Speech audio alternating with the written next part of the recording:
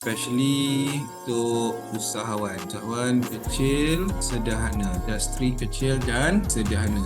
Okay, yang saya tahu ya, usahawan perlu ada logo, warna tema, apa syarikat, apa perlu ada dalam brand kit. Okay, kali ini kita mintakan sistem kita, orang kata apa, berdiskusi lah ya.